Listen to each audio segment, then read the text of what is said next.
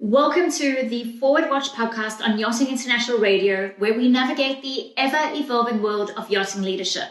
In today's episode, I'm joined by the incredible Joey Meen, a key figure in shaping the GUEST IAMI program, a training pathway that has set the standard for excellence in service and leadership within the industry.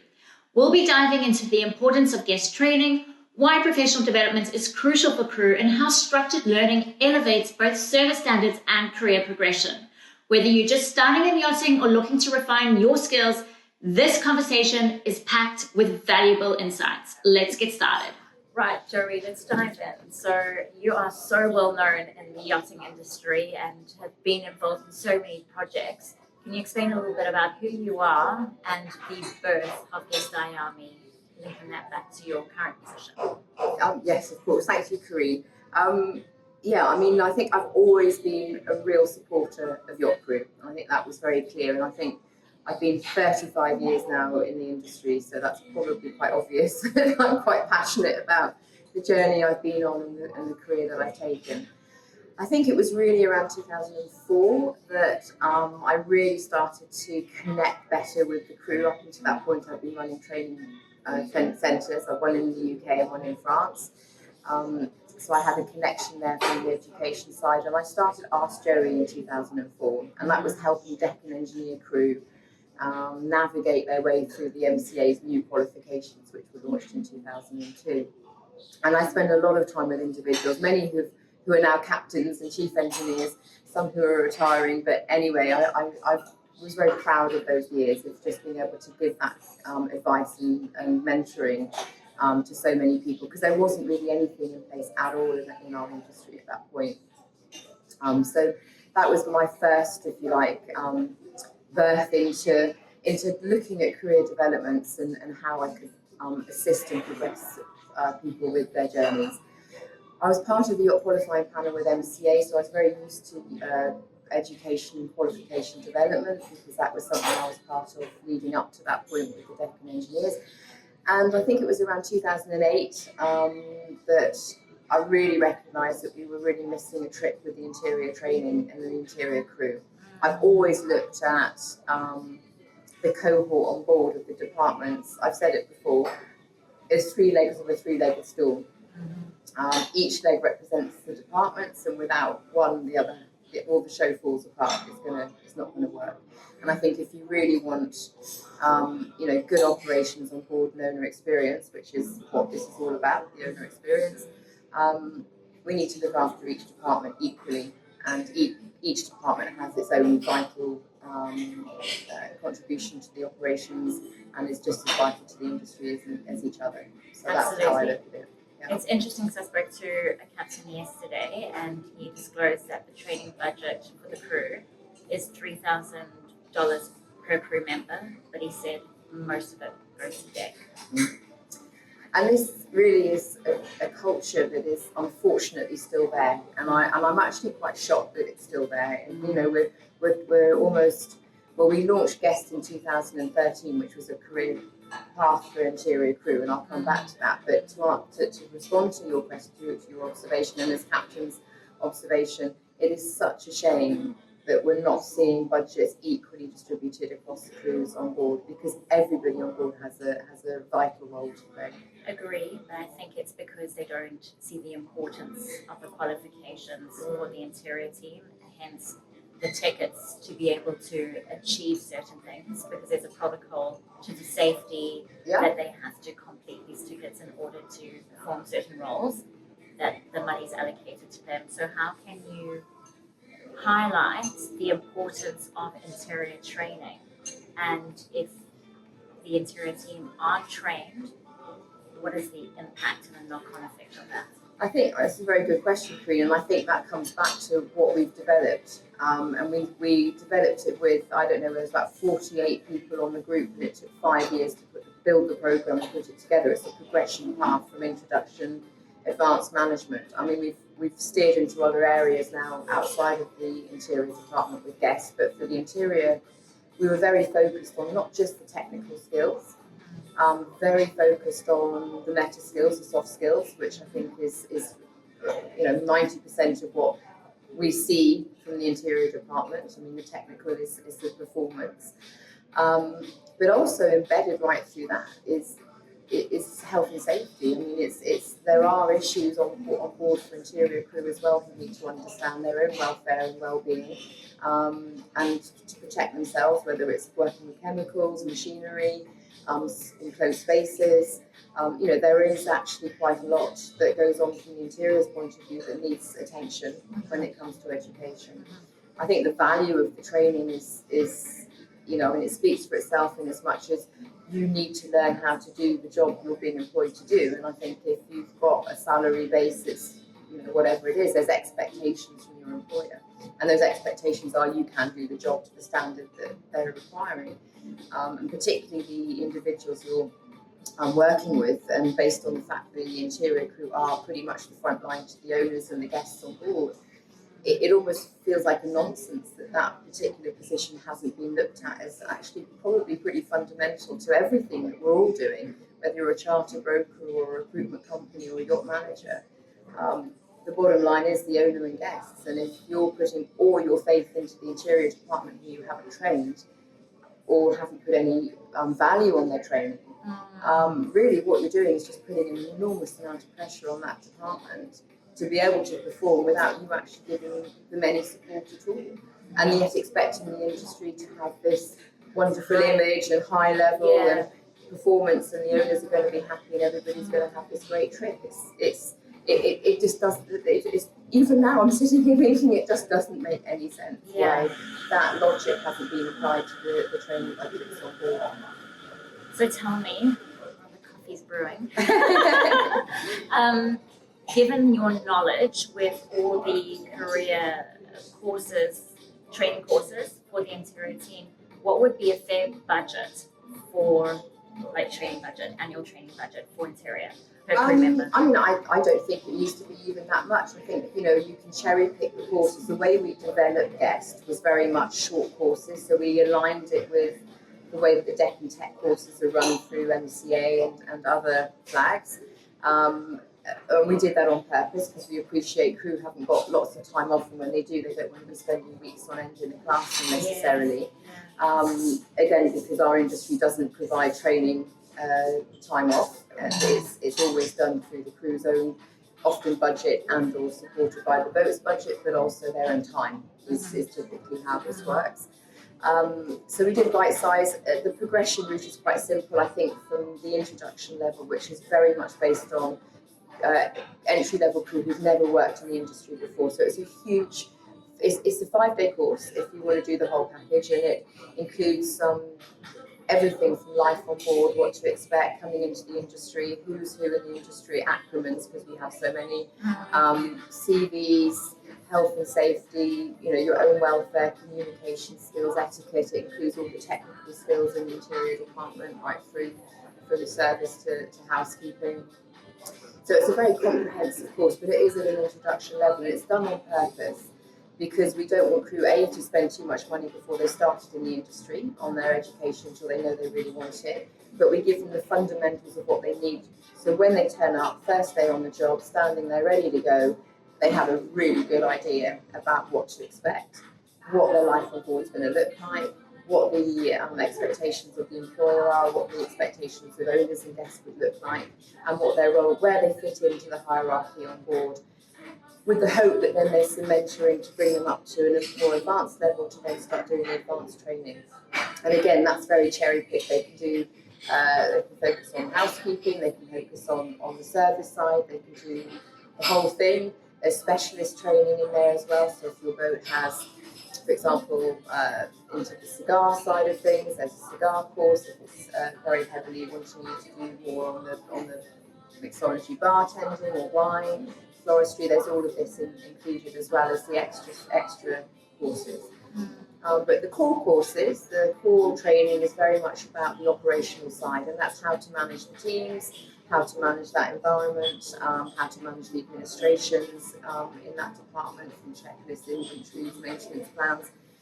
So that's all in there. And again, it's all very focused around supporting that particular role at that level. And then there's the courses in the management level, and that goes up to leadership training, and then obviously the event management, location management, administrations, and it's very focused again on key areas that will support that role as the head of department on board. Okay. So what is the purpose of GUEST for trainers, so institutions and crew? Because I know from a training perspective that there is that stigma about GUEST thinking, oh, it's just another money-making scheme. I don't want to sign up. Yeah. I think the problem is we've got far too many, I mean, no offence to anybody, because I'm sure some are really good, but there are a lot of pop-up schools, as we term them. And I think the difference between that and an accredited training provider is that the accredited training provider works as a team within the organisation. So everything that's delivered within the content of the courses are on trend. It's agreed across the board of training providers, so it's something that's then got a standard to it. We update it, we review it, we get feedback from the onboard cohorts and those doing the courses to make sure that what we're teaching is what they want at that level.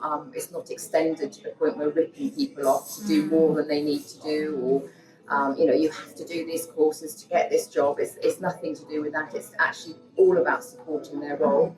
It's giving them the confidence and empowering them to be in those positions and to start looking at moving up the ranks. And I think that's one of the most important parts of what GUEST does, is it supplies individuals with enough information to get to the next level and then enough information at the next level again. So it's very gentle, it's very progressive.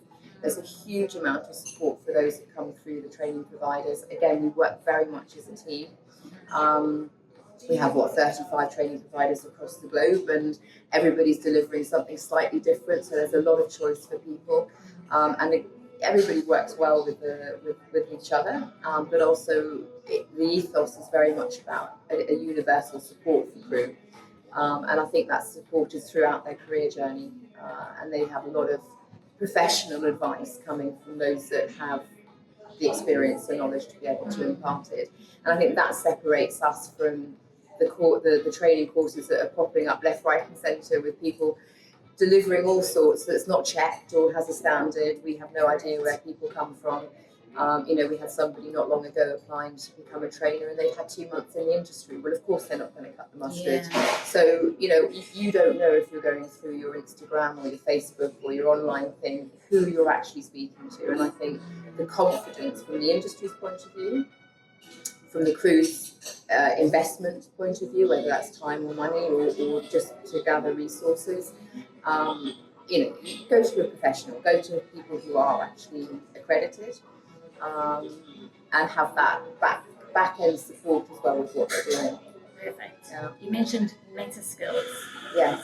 What do you think are the most fundamental meta skills to have as a crew member? I think the ability, the communication is clearly the top. You have to be able to communicate, and I think again that is something that you would feel would be quite obvious to most people, that we were able to communicate, but we're communicating with different walks of life, different cultures, different nationalities. We're communicating with peers, with bosses, with owners. So the skill sets actually for communication in the onboard environment isn't just your normal average communication requirements when you're in any other environment. So I think communication is one of the most important skills to have, to learn and to foster, because I think with anything, particularly with leadership training, it's something that's a growing block that you have to start, you have to invest in yourself and build. The other meta skills for sure, I think, general skills such as, an eye for detail, having an awareness about yourself and how you present yourself to others is really important, particularly with the onboard environment again. There are a number of skills as well I could add to, just basic sort of life skills, being able to help each other and be aware of what other departments and teamwork and what people are doing. So I think that is a fundamental skill for the onboard environment for sure. Thank you, Joey. I know you're also very much involved with the Superyacht Alliance. You've got fingers everywhere, doing everything. Yes. What is the Superyacht Alliance? Well, the Alliance was formed nearly 12 months ago now, and it was formed through the main associations that represent the yachting industry, who are based in worldwide locations. We are always open to more associations joining, and it's any association that has an interest in the superyacht industry as a not-for-profit association that can assist us with building what we're looking to achieve, which is a professional industry. The whole title of the Alliance is Superyacht Alliance for Professional Standards, and we are aiming, and we will achieve, because there's a lot of determination behind this, to standardize and professionalize our industry. It's growing every year. It's probably one of the fastest growing industries when it comes to this kind of thing with high net worth individuals, and it's not slowing down. So we need to be prepared for the future. We're seeing way too many bad practices still going on, and we're not blaming people for this. The cultures have been sort of not changed, and like when I go back to my 90s starting in the industry, it was very much a make it up as you go along culture. So I think we need to change habits. We need to support people better, support companies and organisations better. And this is both on board and shore based. So we're looking at instilling, one of the aims is looking to instill a career map across the whole sector, and working very hard at the moment. We started, we're working very hard to get this over the line over the next couple of years, where the onboard career mapping is fairly simple. It's a fairly clear cut based on mandatory requirements, and also now with the GUEST program there, it's also able to manage the interior. The GUEST program also provides additional training that mandatory training doesn't cover, because we all know that mandatory is a minimum level, and the nuances on board require far more skills than just the seamanship side. So that can facilitate. So we've got a good solid foundation of career, of education and career progression on board. We're now looking to take that shore-based, and the reason for that is we want to be able to facilitate ship-to-shore career advancement, or life after yachting, as many call it. And I think this is an area that we have organisations already working on, brilliant organisations that are looking into ways of being able to tackle this. And we want to be able to provide, through the Alliance, a proper education path as well. So we're looking at existing training, because there's no point repeating something if it's there, to see how we can map that. We're looking at extending the training portfolio through the GUEST membership of the Alliance to develop more training if it's needed and where it's needed, so that we can make sure that there's a proper career options for people coming ship to shore, and also to attract the right people coming into the industry to know which routes they can take and what education they might need to upskill with from previous employment or other experiences. Can you give examples of some career pathways for those crew who transition shore-based? Sure. I mean, we've just developed the, I'll use the one we've got. We've done it and we've proved it works. We've got the owner representative program we put in place again last year. And this was driven by CBAS, the Shipyard Association, where it was very obvious that that particular role, which is actually probably the highest role you can probably get in regards from the owner's relationship to the industry. The owner rep on a new build is your key to the rest of your journey within the luxury hospitality and industry with the yachting side of things. So we created a 4-part program that now has the ability to bring captains or chief engineers or anybody with the right experience from the onboard environment, who are then looking to progress into shipyards, new build, your owner representative roles. It also is attractive for those who are already owner reps or have done a little bit of owner rep to upskill, as well as those maybe moving from other areas within the industry, like project management, for example. They might say, actually, I now want to step into an owner rep role and extend that knowledge as well. So it's opened doors now for both shore-to-shore careers, ship-to-shore careers, and those careers coming from outside the industry as well. And for interior? The interior, we've got the Purser program at the moment, so that one has become the default for the industry, which we're really happy to see that the recruitment side of the industry is now asking for the Yacht Purser program. That one's been available. I think we're now coming into our 7th year maybe, that's a really important course. In fact, we get a lot of captains doing the course as well, because if they don't have a purser on board and chief officers, the content is exactly what they do on a day-to-day basis, and unless they're taught on board and have that mentorship on board, they might miss a few things, so that's all there. But that also is progressing people to maybe come into other parts of the industry, certainly within the yacht management side of things. The knowledge learnt through the purser program, as a captain would know, or chief officer would know anyway, all those skill sets, all that experience totally leads into a really nice shore-based role in the yacht management or other. There's lots of others we're looking at as well. Fantastic. Yeah. What do you require or would love to have from shore-based stakeholders to support professional development and training within the industry? I think I'd love to see shore, but I think we're seeing it actually. So I think there is a step towards it. We are seeing some companies really start embracing education as the way forward.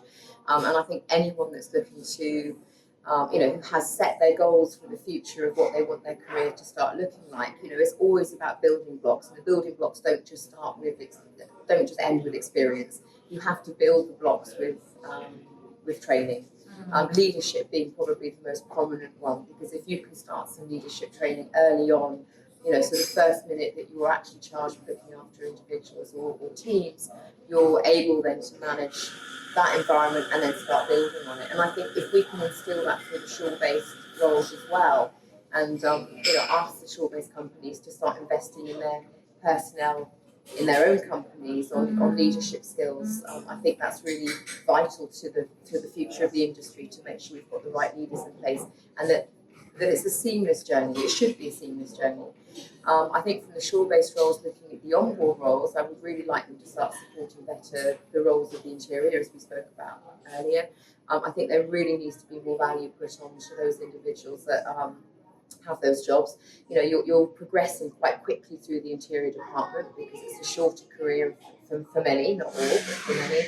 And I think you lose time very quickly if you're not investing in the skills that they need, the technical skills that they need, and particularly again coming back to the leadership, I think that is essential. The minute you step up into a second stew or third stew even, you're leading somebody, and they're really precious skills to be learned to make that onboard operation more seamless. So I think if we want our industry to thrive, and every shore-based company is totally 100% affected by actually that yacht performing, because otherwise the owner might go and buy an island instead of a boat. Let's not lose the vision here. They have yachts because they enjoy it.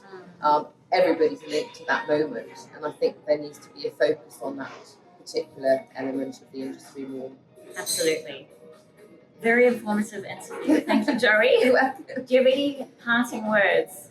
No, I think anyone career advancing and looking at options for their future, I would always say try and start as early as you can. I think preparation is absolutely key to what your vision might look like. I mean, there's always opportunities that pop up that might distract from that, and they may be great and they may not be, and there's always knockbacks. I mean, we all have knockbacks in our careers and other challenges, but I think if you can stay focused on what you want and adjust and realign your career path, the journey to that point, I think you will always be able to succeed. And it's all about the research, and I can't stress enough, always get your information from a reliable source, always check out the right people to speak to. There's certainly enough of us out there.